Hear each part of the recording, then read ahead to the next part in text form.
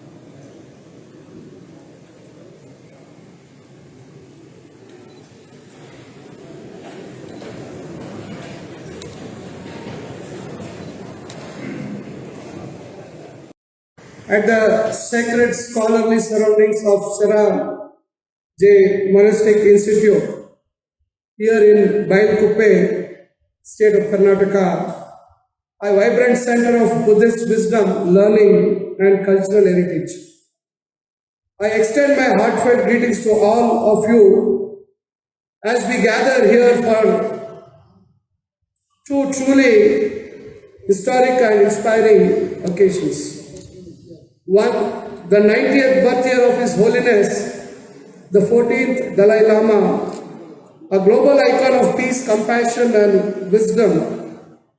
Though his birthday was on the July, it has been celebrating on the occasion of this graduation ceremony.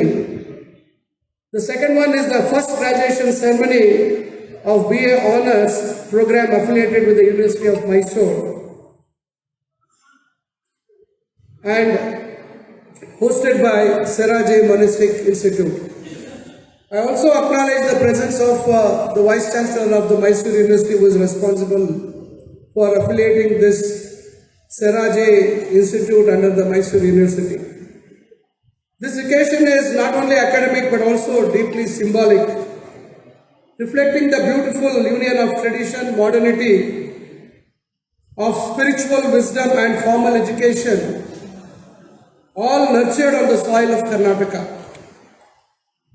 The historic perspective of how Tibetan settlement was established in the state of Karnataka, I think much before I was born in the year 1960, when India, true to its constitutional values of secularism, compassion and pluralism, opened its arms to Tibetan refugees fleeing persecution. Karnataka, then the state of Mysore, welcomed the Tibetan community with generosity and empathy. I'll be failing my duties if I don't remember or recall the then Chief Minister of Karnataka, Sri S. Nijalingappa, who graciously allotted 3,000 acres of land in Bailkuppe for the resettlement of Tibetan refugees. At that time, there were only about 3,000 Tibetans here who came away from Tibet. Today in 2025, Balkupe and its surrounding settlements are home to an estimated 70,000 Tibetan residents, including thousands of monks and nuns. It is now one of the largest and most vibrant Tibetan communities outside Tibet, a living testimony to India's secular and inclusive spirit. Karnataka's support was not just political, it was deeply humane. It allowed an entire culture to survive, revive and flourish. Saraje Monastic Institute is a living Nalanda. You all are aware about the Nalanda University. So similarly, this was established in the 15th century in Tibet and re-established here in Bailkupe after 1959.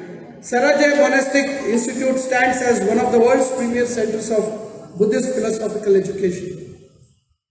Following the ancient Indian Nalanda tradition, the institute offers an 18-year course of rigorous study and monastic practice in the 5 great treatises.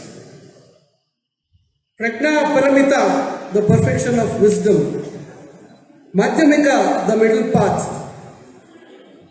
Pramanavartika, valid cognition. Vinaya, monastic ethics. Adhidharma Moksha, treasure of higher knowledge. The curriculum spans 18 years of study and monastic practice, conferring the degrees of Geshe, equivalent to an MPhil, and the prestigious Laram, Geshe, equivalent to a doctorate in Buddhist philosophy. The monastic curriculum is not only academically rigorous but ethically transformative. The first graduation ceremony, it's an honor for me to be part of this first graduation ceremony of BA Honours program, that too being conferred by the Mysore University, which comes under my higher education department. In the year 2022, a remarkable academic initiative began. The BA Honours program in Ancient Philosophy, Ancient Psychology and Ancient Tibetan Language under the University of Mysore was launched at Sera J Monastic Institute.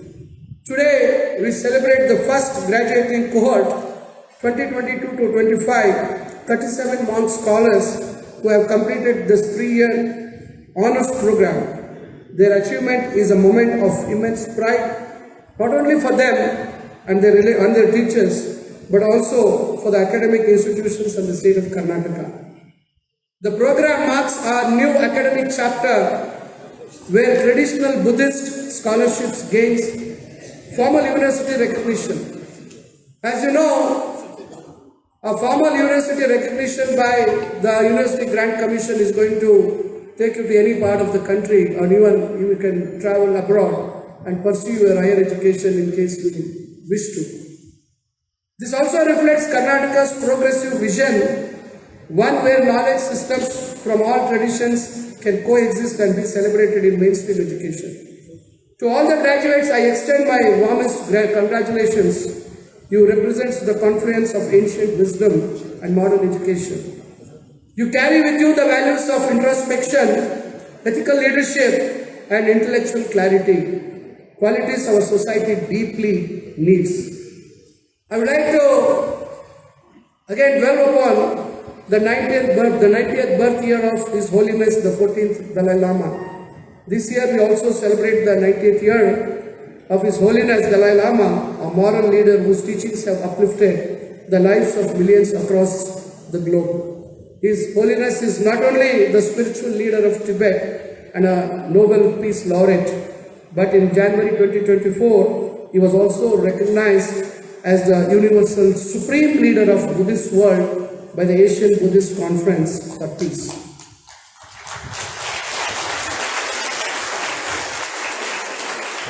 The Central Tibetan Administration has declared this year as the year of compassion. And what better way to honor His Holiness than by celebrating the empowerment of young minds through education. His Holiness' life stands as a message to all of humanity, a message of peace, harmony, interfaith, dialogue, and environmental responsibility may continue to guide the world for many more years to come.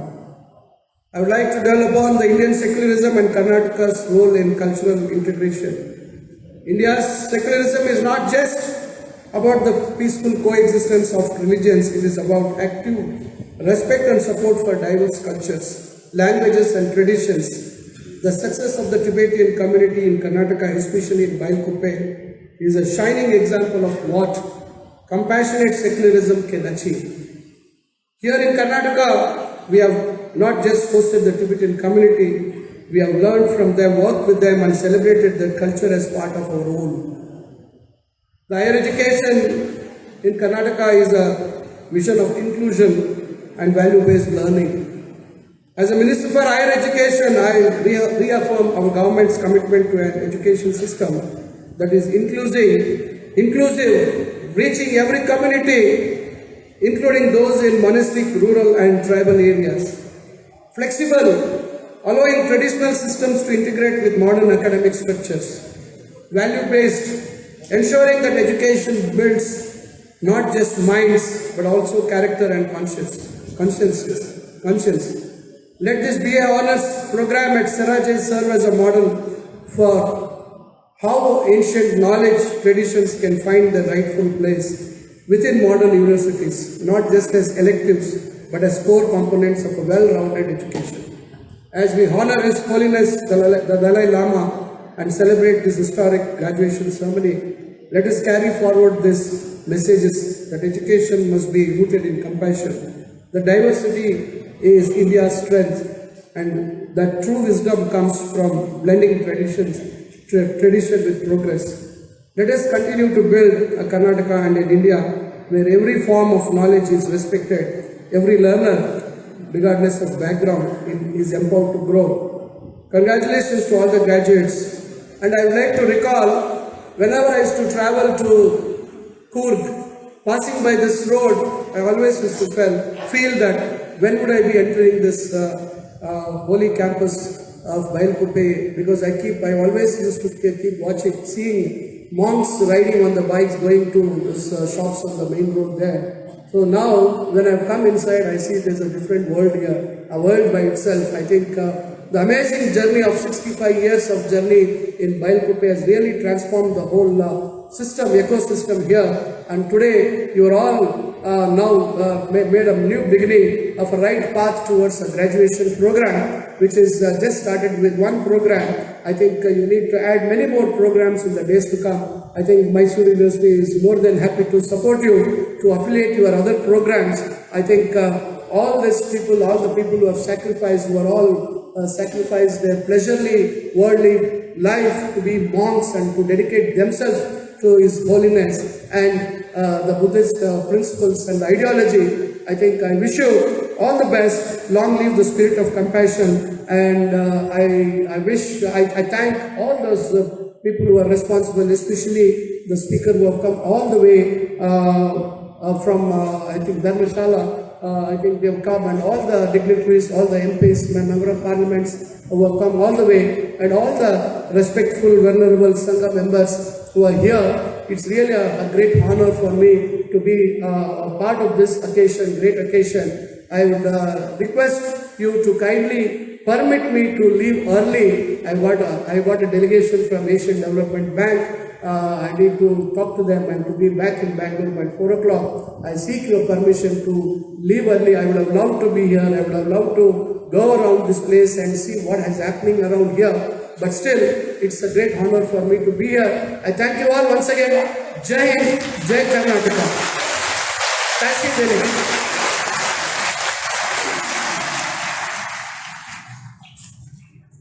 Thank you so much, Dr. M.C. Sudhakar, for taking time out of your busy schedule. Thank you also for sharing with us the insights. You are ready for talks, plenty of food for talks, and we Tibetans are highly appreciative and always thankful to the government and people of Karnataka, and we will always remain grateful ever so. Thank you again, sir.